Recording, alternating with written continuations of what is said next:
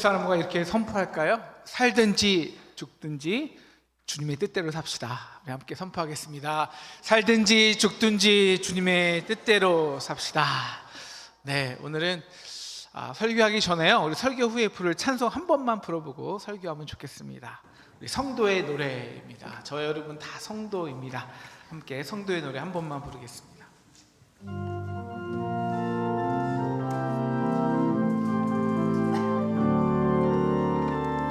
환난, 가난과 고난, 수고로움 속에도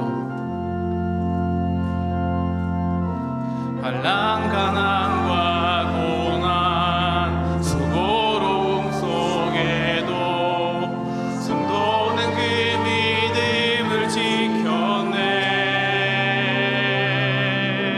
주를 섬기는 일에 자신을 다 말씀과 성령으로 그 길을 걸었네. 그리스도 안에서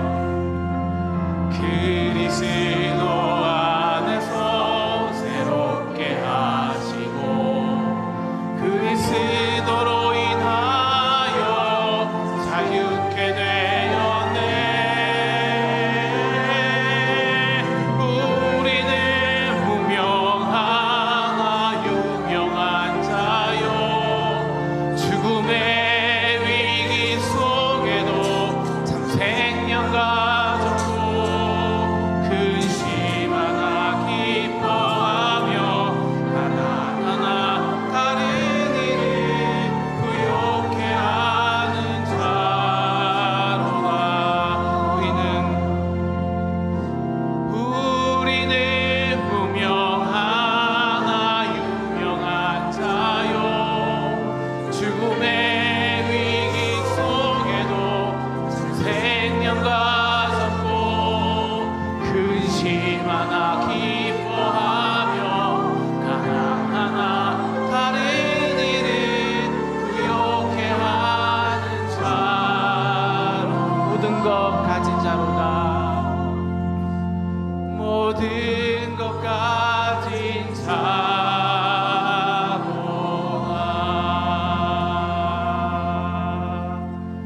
우리 옆에 사람에게 한번 좀 따뜻하게 선포해 주세요. 당신은 성도입니다. 한번 선포해 주실까요? 당신은 성도입니다. 네.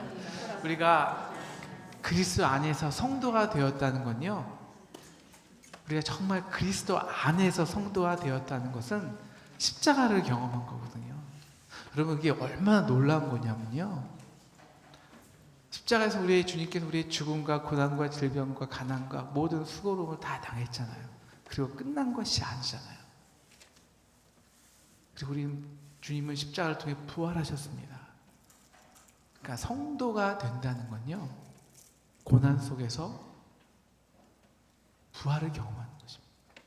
고난이 부활이 되고, 고난이 십자가가 영광이 되고, 가난이 축복이 되는 이 놀라운 역설의 능력을 경험한 자가 성도입니다.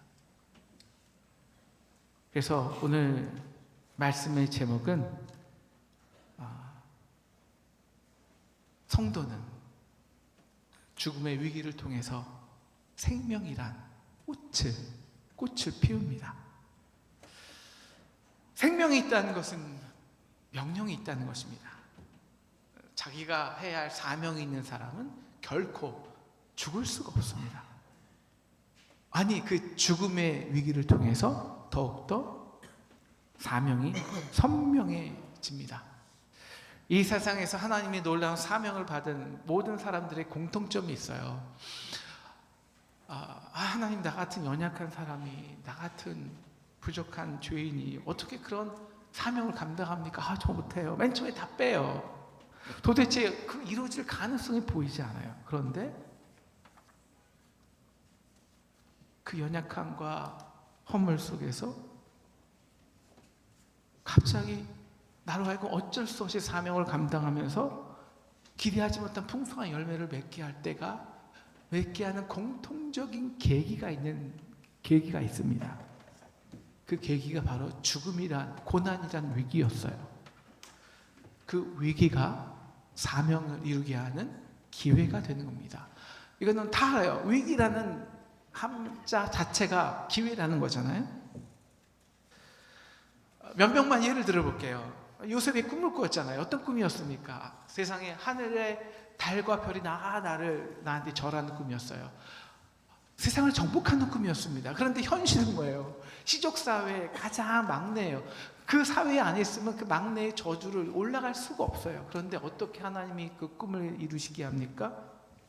형들이 자신을 죽이려고 웅덩이에 던집니다. 근데 그 죽음의 위기가 웅덩이가 미디안 상인들에 의해서 애굽으로 가는 지름길이 됩니다. 보디발의 아내가 모함으로 바울을 살아나올 수 없는 감옥에 쳐넣게 됩니다. 그런데 그 감옥이 이 애굽의 바울을 만나고 바울이 요셉을 총리가 되게 하는 가장 다른 최단 길이 되게 합니다. 다윗은요 사무엘에 의해서 기름 부음을 받았습니다. 왕이었어요. 골리앗도 죽였습니다. 그런데 하루아침에 사울을 피해 쫓겨난, 죽음을 피해 사울이 죽이려는 그 살인을 피해 광야로 쫓겨난 신세가 되었습니다. 그런데 그 죽음의 위기 속에서 바울은 원통하고 가난하고 빚진 자 몇 명을 만나게 되고 그들의 목자가 되고, 그래서 오히려 그 광야에서 죽음의 위기 속에서 유대의 왕이 되고, 그것을 넘어 이 시대의 하나님의 목자 예수 그리스도의 표상이 됩니다. 이 세상의 수많은 부흥과 하나님 나라를 이루는 사명자들도 다 마찬가지였어요. 여러분, 마틴 루터 킹이 어떻게 흑인 인권의 가치를 높였을까요? 그 죽음의 위기 속에서 타협하지 않는 믿음을 지키는 신실함이었습니다. 테레사 수녀는 그렇게 유명한 사람이 아니었어요. 그런데 그 전쟁과 전염병이라는 위험 속에서 그가 시작한 작은 사랑이 나중에 감당할 수 없는 사역이 되었습니다.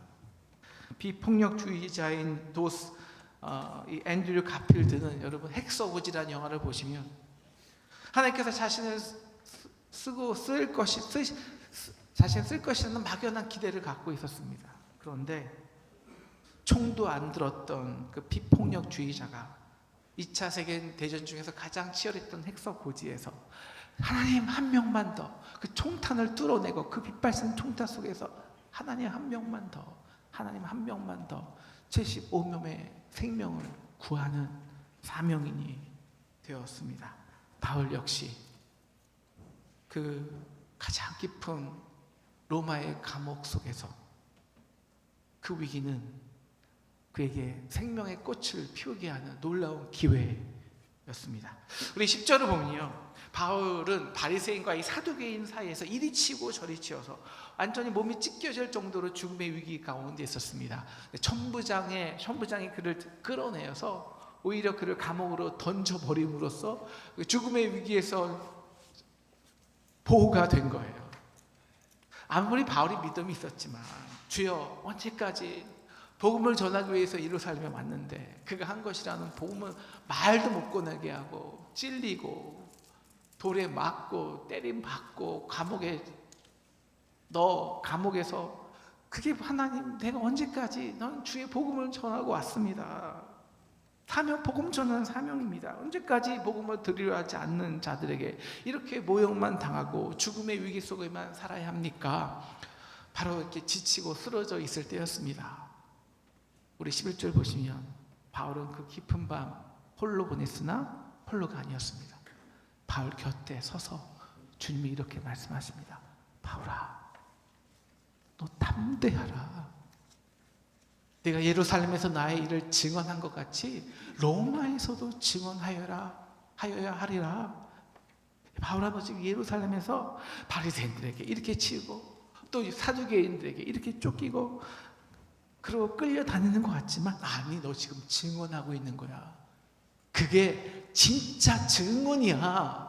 죽음의 위기 속, 살해의 위기 속에서도 선포할 수 있는 게 진짜 증언이야. 그리고 이렇게 증언하는 것 같이 로마에서 증언하여 하리라. 이 감옥의 끝이 아니라는 것입니다. 이 감옥이라는 위기가 로마라는 지름길을 만들어낸다는 것입니다. 그러니 담대해. 어떤 기회였을까요?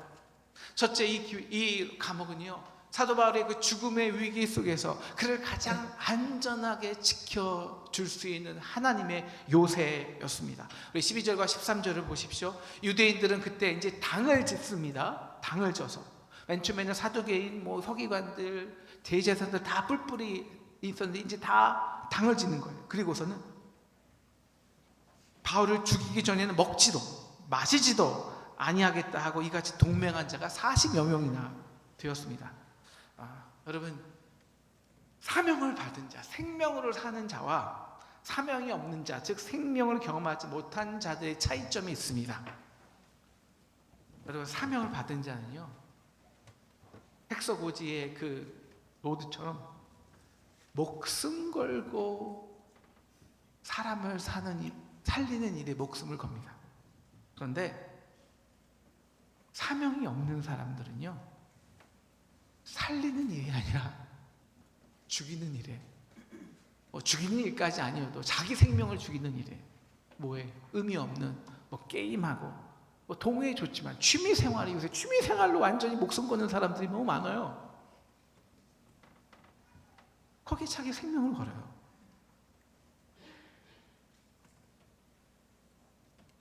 그래서 자기도 모르게 사람을 끌어내리고 비방하는 일에만 열을 냅니다. 왜 그럴까요? 사명이 없으니 보이는 성공과 물질과 명예만 보이는 것, 그것만 집착하는 것입니다. 그런데 혼자 힘으로 안 되는 당을 짓는 것입니다. 그렇게 40여 명이 혈맹당을 지었어요. 사도 바울을 죽이겠다고. 근데 문제는요, 그 인간적인 동맹이 얼마나 갈까요? 여러분이 경험했던 그 인간적인 연합과 동맹은 도대체 얼마나 갔습니까? 길어야 몇 개월이요? 1년이요? 여기 동맹은요, 사실 일주일도 채 안 갔습니다. 바울이 이제 좀 있으면 안전하게 로마로 가니 그냥 흐지부지 되었어요. 며칠째 동맹한 사람들이요, 그 동네 식당에서 혹은 술집에서 서로 먹고 마시는 것을 서로 볼 때 민망하지 않을까요? 수치스럽지 않을까요? 사랑하는 성도 여러분, 왜 우리가 성도입니까? 여러분, 성도라는 말은요, 이제 더 이상 개인으로 살 수 없다는 거예요. 당을 졌다는 거예요. 주님의 은혜로 교회 우리가 하나님의 부르심을 받았다는 것은 성도로 혼자 예배드리지 못하고 이제 주님의 몸을 이루는 당이 되었다는 거예요.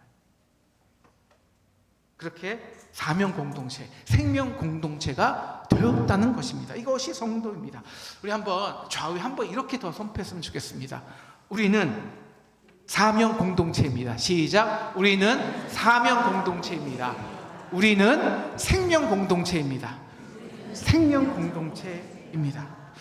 우리가요, 오늘 이렇게 보시면 오늘 마침 또 이 봉사 신청서를 이렇게 나눠 드립니다. 11월 10일까지 여러분이 적어내셔야 되는데요. 여러분, 우리 교회 세우는데, 생명을 살리는데 당을 짓는 저와 여러분 되기를 주님의 이름으로 축원합니다. 아멘이 없으세요? 네, 우리 생명 살리는 일에 우리 보면은 전도국, 선교국 있잖아요. 이게 다 당이에요. 사랑 나눔국, 카페 봉사국, 상조국, 예배국 다 있잖아요. 여러분, 이 생명 살리는 일에 함께 당을 지으시기를 주님의 이름으로 축원합니다. 네, 우리 연약한, 이거는 로마서에서 우리에게 분명히 말하는 거예요. 우리는 연약한 인간이에요. 그래서 우리가 이 생명 살리는 데 의의 지체로 무기로 드리지 않잖아요. 이제 우리 이거 안 보셔도 되는데, 앞으로 계속 보시는데, 생명 살리는데 우리에게 당을 하나님께 드리지 못하면요, 우리 인간은요 반대예요. 이 악한 영은 우리를 그대로 안 둬요. 우리 인간의 습성은요, 언제나 뭐든지 당을 져야 되거든요. 살리는 일이 아니라 우리는 무너뜨리는 일에, 서로 비방하는 일에 우리는 당을 짓게 됩니다.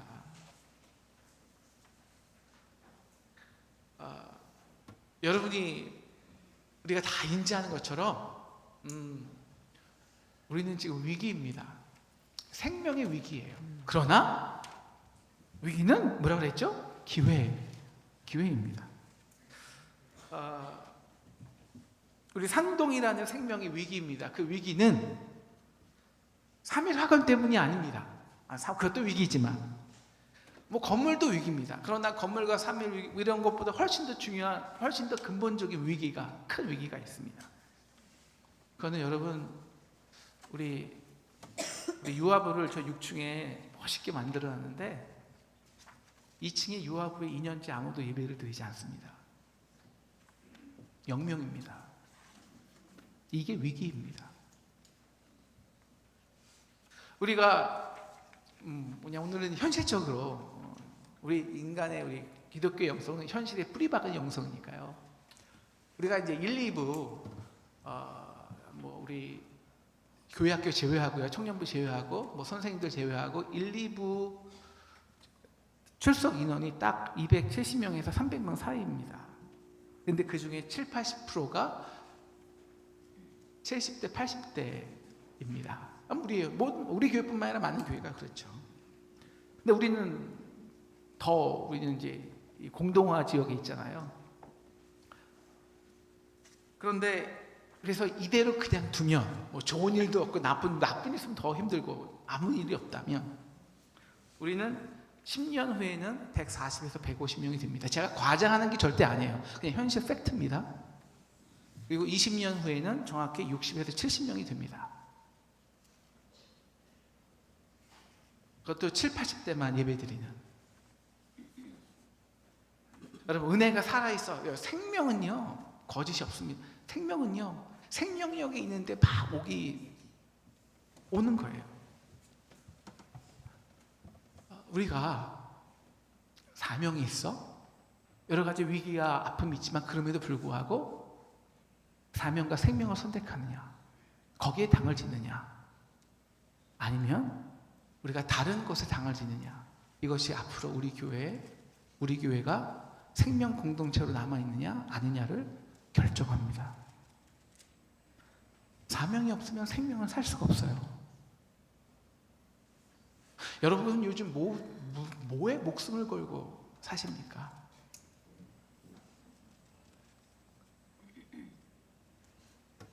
악한 영들은 우리로 하여금 주님의 몸이 되지 않게 합니다. 그래서 별로 중요하지 않은 일에, 오히려 살린 일이 아니라 반대의 일에 우리로 하여금 신경을 쓰게 하고 감정에 상하게 하고, 그러기 위해서 우리는 반드시 살리는 일에 함께 헌신해야 합니다. 물론 우리 봉사 신청서에 보시면 관리부 재무부도 중요해요. 하지만 여러분, 다음 세대를 살리는 교육부, 또 3355, 특별히 우리 속회, 서로를 말씀으로 살리는 속회 속장들, 이분들이 가장 필요한 당원들입니다. 함께 이곳에 동맹할 분들이 필요해요. 우리 이 일에 함께 동맹하는 우리 저와 여러분 되기를 주님의 이름으로 축원합니다. 네, 감사합니다. 이제 다시 바울을 봅시다. 이제 바울은 우리를 죽여낸 사람이 한 명만 있어도요, 참 이게 두려워요, 사실. 그런데 자객이 한 명이 아닙니다. 40명이 그것도 동맹을 해서 나를 죽이려 하는데 무섭지 않겠습니까? 이건 이미 죽은 목숨입니다. 근데 그런 면에서 생각해 보세요. 사실상 그날 밤에 예루살렘에서 바울이 가장 안전한 곳은 어딜까요? 어딜 있겠습니까? 네, 감옥이에요.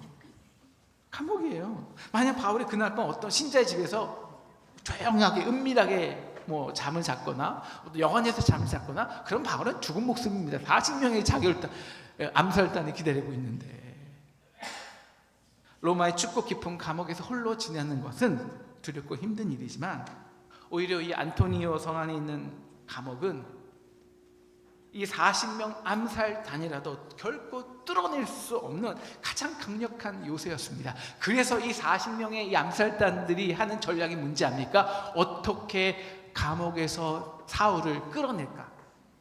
이게 전략이었어요. 왜? 절대 그들은 감옥을 못 들어가니까. 사랑하는 상동 성도 여러분, 감옥이 있습니까?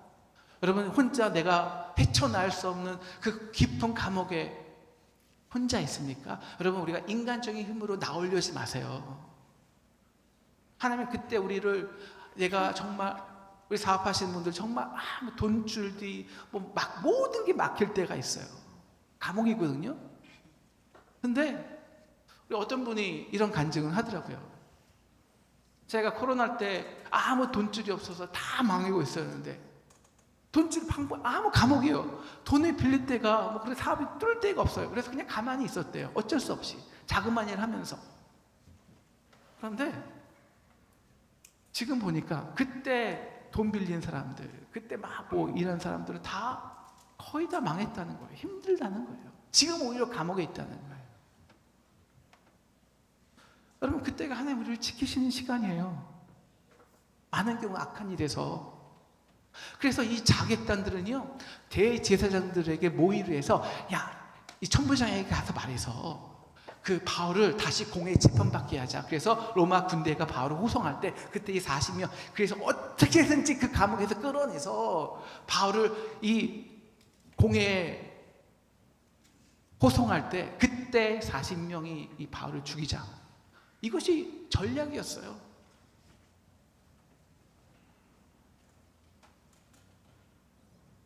그런데 그 죽음의 위기를 통해서 사도 바울은 사명의 땅인 로마를 향한 시온의 대로가 뚫려버립니다. 그것도 하나님이 전혀 바울이 기대하지 않았던 사람들 통해서 역사하시죠. 첫째, 바울의 생질이 이제 조카입니다. 여태까지는 조카가, 바울의 무슨 친척은 한 번도 성경에 등장하지 않는데, 이 조카가 우연히 바울의 암살, 같은 바리새인 그런 무리에 있었으니까 암살 소식을 들었습니다. 그리고 바울에게 알려주죠. 그러자 바울은 17절 보면 백부장을 통해 이 생질이 천부장에게 그 암살 소식을 전할 수 있도록 부탁합니다. 그러자 이 백부장이 누구입니까? 로마 군대의 장교입니다. 그런데 한 죄인의 부탁을 받고 죄인의 비서 역할을 하는 겁니다. 그래서 생질을 천부장에게 끌고 가요. 천부장에게 이 암살 계획을 알리게 됩니다. 그러자 이 천부장이 그때부터 놀라운 변신을 하는데요. 그 전까지는요, 천부장이 막 이 머리를 굴리는 거예요. 이 바울을 내가 살려야 돼, 죽여야 돼. 그럼 내가 유대인들 때문에 그냥 살릴 수는 없고, 그렇다고 이 로마 시민권인 바울을 죽일 수도 없고, 막 고민 가운데 있는데, 이 바울의 암살 소식을 듣자 그는 명령받은 자가 됩니다. 위대하게 명령받은 자가, 사명이 됩니다. 그래서 이제부터 그는 바울의 경호처장이 됩니다. 바울의 변호사가 됩니다. 그래서 무죄를 주장하고 가장 안전하게 바울을 살 수 있는 일을 모색하고 바삐 움직이기 시작합니다. 그래서 그 즉시 백부장 2명을 불러요. 23절과 4절을 보시면, 그래서 백부장 한 명에게는 여기서는 바울이 죽어서 정말 큰일 나겠다. 우리 아예 총독 로마로 이 바울을 보내자. 그래서 근데 어떻게 보내냐? 너는 보병 200명, 기병 70명, 창병 200명을 준비하라. 여러분, 이 천부장은요, 보통 600명의 군사들을 거느립니다. 470명이면 80%예요. 그것도 기병이 70명이다. 여러분, 그거는 상상할 수 없는 규모입니다. 창병 200명도 마찬가지입니다. 우리 옛날에 어떤 영화 보면 로마 군인들이 창 한 3m, 4m짜리 딱 들고 가잖아요. 이게 정예부대거든요. 여러분, 요즘도 우리 대통령을 보호하는 경호실이 몇 명이 있습니까? 대통령이 행착되면요, 차 7대하고 경호 인력 많아야 15명입니다. 그런데 470명이에요. 군대를 동원해요. 왜? 바울 지키는 일이. 근데 그게 바울 지키는 일만 이겠습니까? 아닙니다. 영적으로 보자면 그 일은요, 영적인 눈을 우리가 조금만 뜨면 그 바울의 너 담대해라는 하나님의 말씀이 우리 안에 울리기 시작하면, 그것은 영적으로 어떻게 보이냐? 우리가 아까 찬양할 거지만, 우리는 무명하나 유명한 자요, 죽음의 위기 속에서 생명을 경험하는데, 이것은 그조차도 아닙니다. 이것은요, 영적으로 바울이 로마를 향해 행진하는 거예요. 복음의 승리자로, 복음의 정복자로 그냥 가는 게 아닙니다.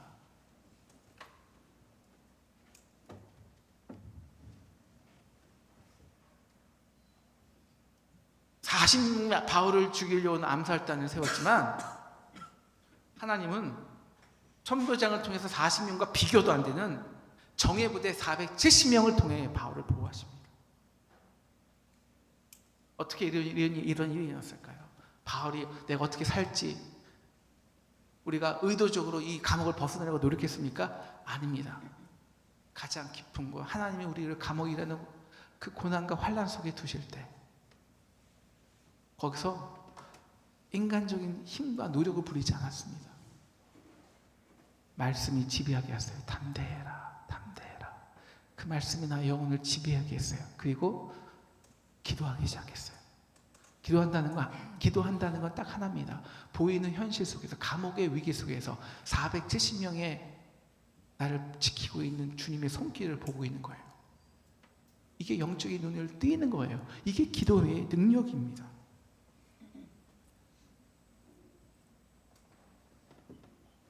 그러면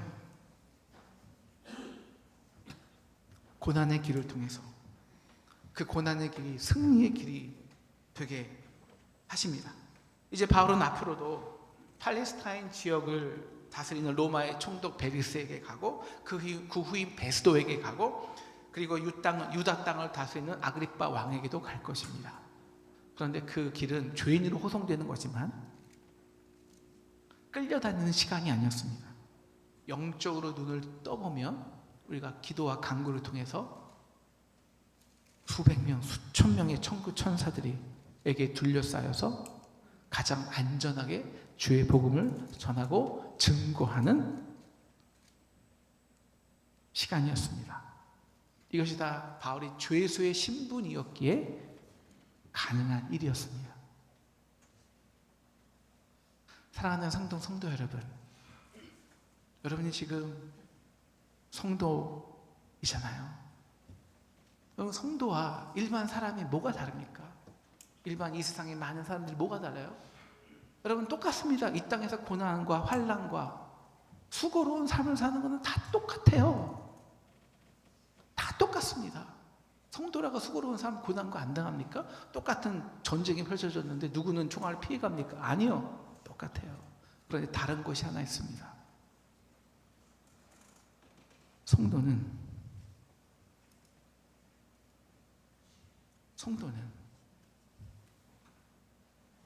지금 십자가를 경험한 성도는 담대해라.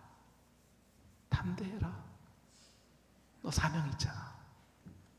이제 이 죽음의 위기 속에서 네가 로마에서 증언할 것이다.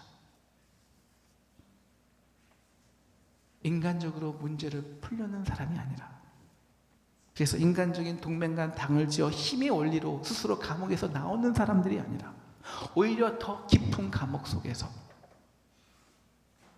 세상의 결박을 풀어내는 자가 성도입니다. 새벽 기도 때 한 말씀인데, 오늘 엘리사 때문에 아람 군사의 모든 작전이 실패로 들어갑니다. 왜냐? 이 보이지 않는 모든 사람들은 보는 것만 보는데 이 엘리사는 보이지 않는 걸 보거든요. 그래서 다 미리 말해주는 거예요. 아람 왕이 이거 안 되겠다. 몇천 명을 동원해서라도 일단 이 엘리사를 죽여야겠다. 그래서 엘리사의 집을 몇천 명이 완전히 엿쌉니다. 그러니까 사환이 그것을 보고 주여 어찌해야 됩니까? 이제 우리 죽었습니다. 그러니까 엘리사가 사환을 위해 기도합니다. 주여 저의 눈을 뜨게 하여 주옵소서. 그는 성도입니다. 그가 지금 주어진 것만 보지 않고 지금 더 깊은 곳에서 역사하는 하나님의 역사를 보게 하여 주옵소서. 그러니까 사환이 눈을 뜨니까요, 그 수백 수천 명의 아람 군사 뒤에 온 산을 가득히 에워싸는 불병거와 불말을 보게 됩니다. 사명이 있는 자들은요, 성도들은요, 고난과 죽음이라는 현상 뒤에 반드시 우리와 함께하는 불병거와 불말이 있다는 것을 압니다. 어떻게 해요? 담대해라. 말씀이 살아 움직일 때, 그리고 기도와 간구로 그 말씀으로 우리가 살아내려 할 때, 물론 470명의 군사가 보일 때도 있고 보이지 않을 때도 있습니다. 그러나 확실한 건 무엇이냐? 로마에 가서 증언하여야 하리라. 너 사명 있잖아. 로마에서 증언할 때까지 너 결코 죽지 않아. 오히려 그 죽음의 기회가 이 생명의 꽃을 피울 시기야. 최후 승리는 보이지 않지만, 과정은 모르지만 분명히 승리할 것은 압니다. 그래서 인위적으로 움직이지 않고 더 납작 엎드려서 기도와 간구로 그 시간을 믿음으로 견뎌내는 것입니다. 그게 능력입니다. 기독교의 능력입니다. 여러분, 기독교의 능력이 뭐가 능력인데요? 십자가입니다. 다른 거 하나도 없습니다. 십자가가 뭔데요? 주님께서 우리의 죽음과 고난과 가난과 질병을 동맹하신 거예요. 연합하셨습니다. 동맹 사건입니다. 인간과 동맹하신 사건이에요. 근데 주님께서 그 동맹하고 우리의 고난과 가난과 죽음을 동맹하고 그냥 죽고 끝났습니까? 여러분, 죽고 끝났으면 우리가 왜 지금 예배를 드립니까? 2000년 동안 어떻게 이 살아있는 예배가 가능하겠습니까? 아닙니다. 죽고 끝난, 죽음으로 끝난 동맹이 아니에요. 세상 동맹처럼. 그 동맹은, 그 연합은 죽음을 이기고 승리한 영광스러운 동맹입니다. 여기에 참여하는 것이 성도의 사명입니다. 그러므로 기독교의 능력은, 성도의 능력은 무명하나 반드시 그 무명하나 유명한 자가 되는 겁니다. 영적으로 반드시 그 고난과 가난이라는 현상 뒤에는 이미 예수님께서 이기신 부활의 영광이 있는 겁니다. 그래서 고난의 길은 곧 승리의 길이고, no cross, no crown, 그리고 죽음은 곧 부활의 영광의 길인 바로 그 죽음의 그 기가 막힌 역설의 능력이 우리 기독교에만 있는 능력입니다. 그래서 우리는 기독교인입니다. 성도입니다. 그래서 우리는 죽음의 위기 속에서 생명을 꽃피우고 부활을 경험합니다. 다른 데서는 경험할 수 없습니다. 사랑하는 상동 성도 여러분, 우리는 위기입니다. 그러나 성도들에게 위기는 언제나 놀라운 기회입니다. 우리에게는 기회입니다. 이 시기가 다시 성도가 되고, 이미 성도지만 사명인이 되는가. 그래서 죽음의 위기 속에서 담대하라, 담대하라, 로마에서도 증언해야 하리라, 이 하나님의 말씀을 듣는가. 그리고 그 말씀으로 붙들고 기도하며 인내하고 하나님이 일하실 시간을 드리는가. 이것이 기도입니다. 이것이 우리의 사명입니다. 그래서 생명을 선택하면, 다시 한번 사명인의 삶을 사면 어떤 위기도 우리 앞에, 여러분의 가정에, 우리 교회에 붙들고 있는 여러 가지 현상들, 그 죽음의 고난의 현상들에 쫓기지 않고 그 뒤에 너머에 있는 부활의 영광이라는, 승리라는, 최후 승리라는 것을 붙들고 살아갈 수 있습니다. 그러면 분명히 하나님께서 우리에게 470명의 정예 부대를 우리에게 보내실 줄을 믿으시기를 축원합니다. 우리 교회에게 그 고난과 죽음의 현상 뒤에 이미 우리를 둘러싸고 계시는 불병거와 불말을 보게 하시기를 주님의 이름으로 축원합니다. 그래서 3주 동안 이 기도의 시간을 감당하여 우리의 영적 눈이 뜨여서 말씀과 기도로 죽음의 위기 속에서 생명의 꽃을 피워내는 우리 저와 여러분 되시기를 주님의 이름으로 축원합니다. 오늘 말씀 생각하면서 환난과 가난과 고난 함께 선포하며 찬양하겠습니다.